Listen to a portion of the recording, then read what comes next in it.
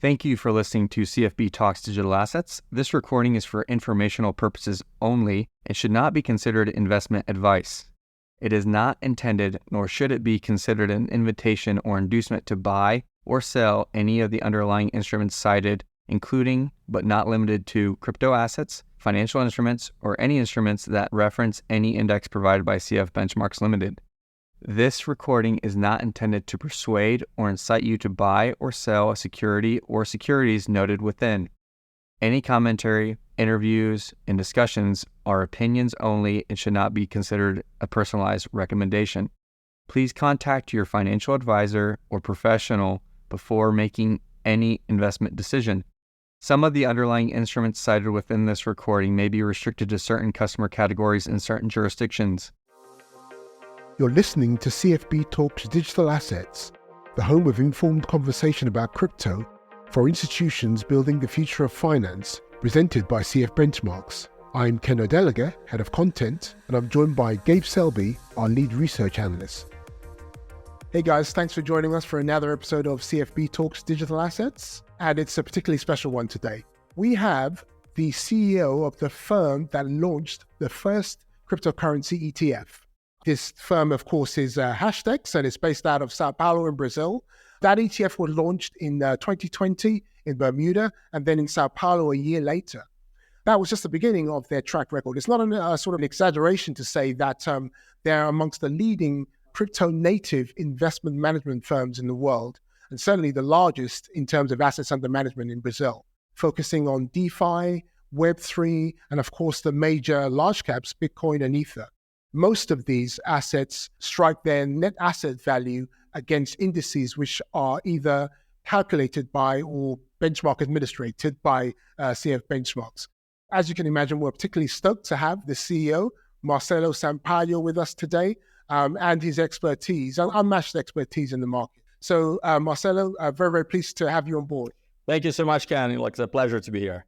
And of course, not only myself, our lead research analyst, Gabe, is part of the conversation too. So yeah, let's kick things off. Marcelo, one of the most interesting things I saw recently was the Hashdex Outlook webinar, which I believe was actually broadcast a few days ago.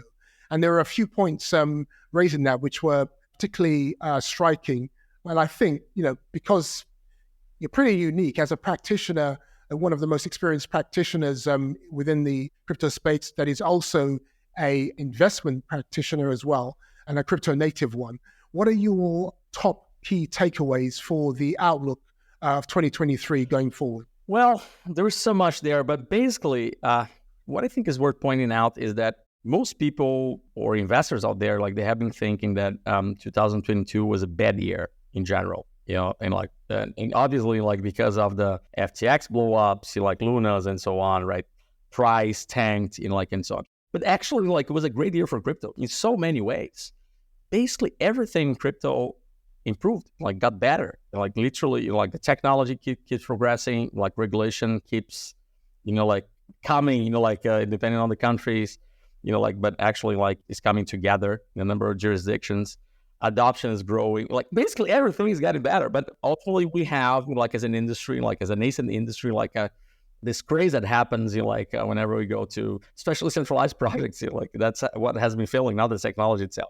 But for crypto, it has been a tremendous year, and 2023 is very likely, we should expect bigger things. Absolutely. I mean, clearly one of the most salient things for most people, both within the space and also outside of the space, whether this is an informed opinion or not, is that maybe the regulatory piece needs a great deal of attention.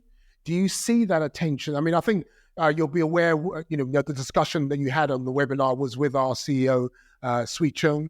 His view is that the regulatory piece accelerates in 2023 because of the implosions that we had, of FTX most recently, rather than puts people off, obviously, and that would most likely bring more players into the industry. But is that your view, or how do you see that working out? Absolutely. If you can say one good side of FTX, and again, not trying to say it's absolutely painful for the industry, actually for investors who lost a lot. I'm not trying to make this a good thing, but also there are positive aspects of that. And maybe the most positive is that it puts, like an enormous pressure on the regulators, especially in America, to come with long-weighted rules, like not restrictive rules necessarily, because crypto is a technology, like we said, like crypto, like still progressing. It's just like, I like to point to Enron, right? I mean, when Enron exploded, electricity kept working perfectly, like nothing to do with that, right? So it's crypto after FTX. But we expected regulators, come, together and bring, rules that will help this market to be organized and developed. I truly think that if there is one positive contribution that FTX will do for this industry, will be that, and we should expect that, to happen not in a, is the near future, because FTX is super involved with all the political scene, in America. So anyway, we should get to see some new stuff coming soon, hopefully. That's absolutely, it makes a great deal of sense. But an additional point following on from that, clearly FTX to a very large extent was not necessarily, as you've pointed out earlier, was not necessarily a crypto problem. The FTX misdemeanors, such as we're aware of they are at this stage, clearly there's a lot more that's going to come out. There's going to very likely be a litigation process as well going forward. So we have some caution in our views and how we speak about it. But a lot of what we know about FTX so far was really almost like a conventional counterparty failure, and the type of malfeasance that you might see in any sort of financial counterparty that's got absolutely nothing to do with crypto. So if you think about it in that way, is there anything that regulations that we might have maybe in a year's time that we don't have now could actually do to have solved it, or to have prevented it? The issue is always transparency, you see. And actually, very ironically, blockchains and crypto or Web3 to give this transparency, through open source and through public blockchains. But in the short term, I would say that we'll have to rely on the governments, and the regulators, to actually force or enforce this transparency along the centralized players. If this had been around, very likely we would have seen this crazy situation, with FTX, because they could not have done what they've done for all day long, at least, so yeah. So regulation will provide this transparency in the short term. Long term, it should probably be through native Web3 networks. We would absolutely agree with that, of course. It's refreshing to actually, hear you say all this stuff, because it's, essentially at bottom, there's a positivity and an optimism about it. So, let's talk about crypto. Let's talk about protocols. And let's talk about what is, in your mind, something that's really promising, maybe a little bit nearer term than far off, that you've got your eye on, that we can perhaps look at for next year in terms of a protocol that is something that could catch a lot of attention. It's interesting, our approach is never to say a protocol specifically, especially because it's so hard to predict what's going to work. Sure. With that said, we like some specific theses or themes, and other than Bitcoin alone, we can definitely point at least these three, which I would say that Web3 or all the world of smart contracts that we've seen so much happening last 2 years, especially a number of blockchains like Solana, Polkadot, so on, trying to fix the stuff that Ethereum was, or they thought was delayed or would not solve, but now I think Ethereum is back to the graces, I guess, after the merge. But Web3 is a big one, smart contracts. I think there is nothing that tangible, for the industry, to actually address or to solve so many problems. So Web3 is one. DeFi, which is maybe the double click or the first big use case for smart contracts, is another one. Maybe what I would say is that DeFi, through a number of blockchains solving a number of different problems, will be more and more integrated to traditional finance, and actually will become a very powerful tool to all the banks out there, all the brokers out there, to actually, provide better service or services that were not even possible before for their clients, right? And to end with, I would say that all the NFT world, and we could go to so many directions, but NFTs, in the sense of pretty much digitalizing, the material world. Not necessarily art then. It could be anything, because NFT is just a non-fungible token. Doesn't necessarily have to have an aesthetic function. So I think that's what you're referring to. It's not that it's like just super close to happen, but it's on its way. It's identity. It's very hard to think that in 2023 already, like we still have passports. We still have social security numbers in US and something else in Europe or something else in Latin America or Brazil, whatever.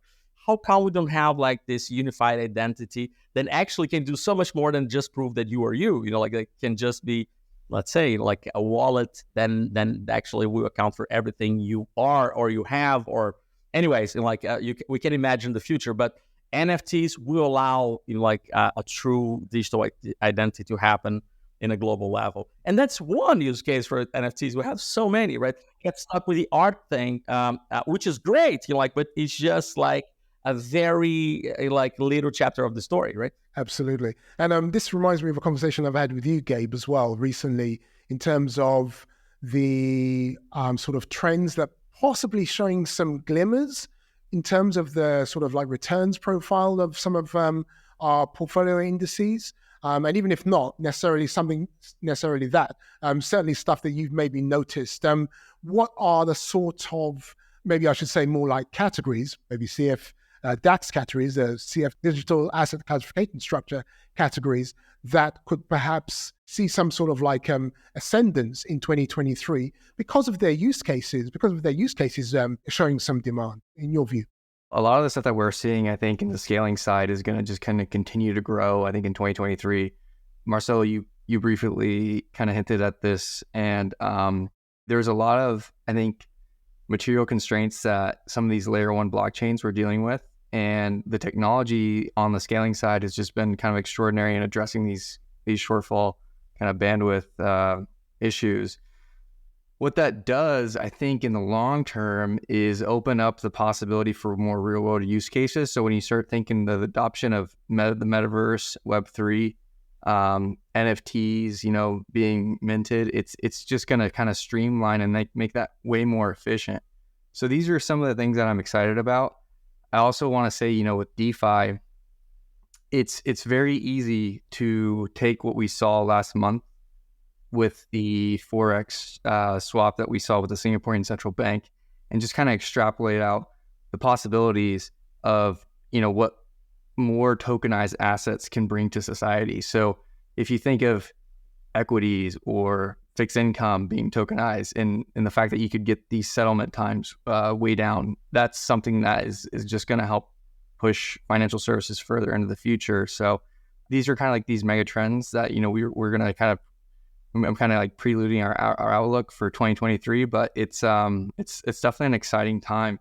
One thing I wanted to ask Marcelo, just to kind of get his thoughts, were for these potential investors that are kind of on the fence about, jumping into the crypto world or investing, what are some, key things that you would like to just kind of address? Or, we've had so much, I think, negative headlines, like you were saying, that have kind of, I think, overshadowed some of the positive developments. And so as someone who's, I think, a lot closer to the end client than we are here at CFB, it's just always interesting to get your thoughts on this. What I would say is this: most investors, they try to price crypto in this specific time. Say, oh, now it's cheap, now it's expensive, or this thing is dead.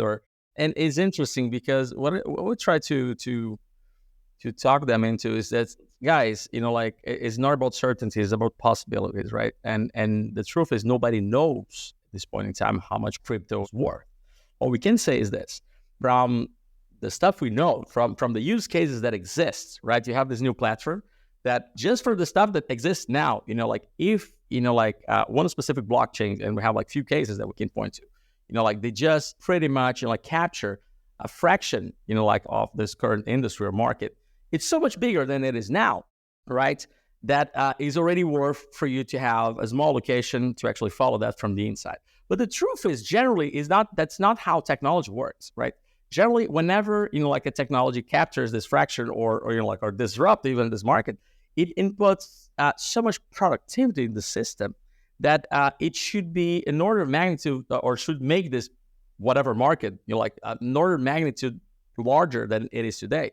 I just like to point to from previous disruptive attacks, and a very simple one is the email.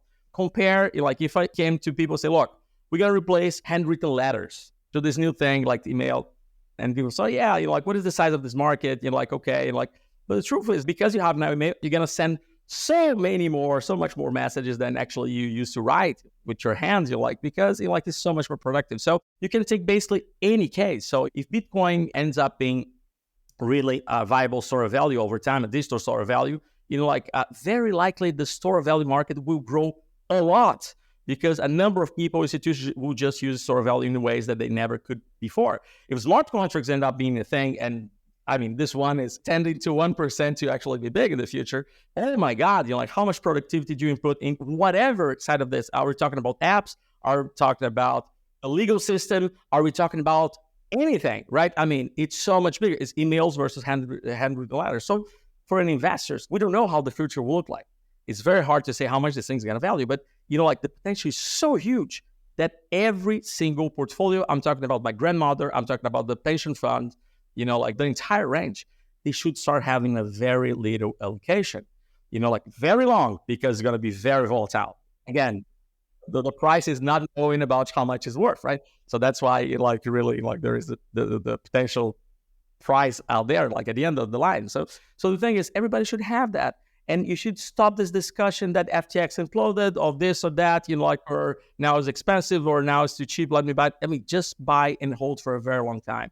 And that's why we liked so much the idea of indices, right? If you have a thesis around smart contracts, great. Have a smart contracts index. We're going to serve you that.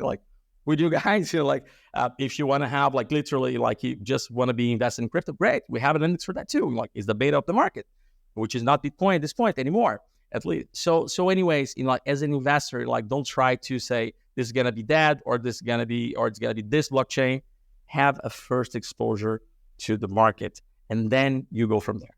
Absolutely. It's this is exactly why we like to have people like yourselves, but especially yourself, obviously, Marcelo, on, because it gives us that perspective which we're not able to articulate necessarily ourselves as a benchmark administrator. Now, we've got to that part of the sort of podcast that we normally like to give a sort of price check of some major cryptos in focus. And of course, we usually start with the OG Bitcoin and the CME CF Bitcoin reference rate, or more particularly its real-time version, the CME CF Bitcoin real-time index. That's trading at $17,909, up about 2.7%, so a little bit higher on the day. Its Ether counterpart, the CME CF Ether dollar real-time index, is trading up 3.4% at $1,339. And another crypto in focus, Matic, aka Polygon, in focus because of that DeFi trade, one of the first live DeFi trades that JP Morgan was involved in. That's trading at about 93.4 cents, up about 2.2% on the day.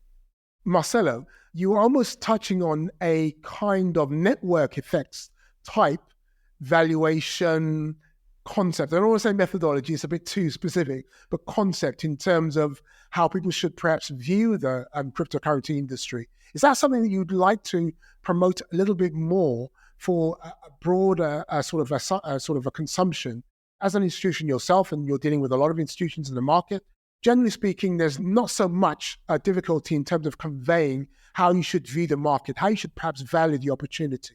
But in terms of individuals and consumers and broader adoption in general, do you think promoting this network effect type valuation concept for the cryptocurrency industry would be a fruitful lever to push?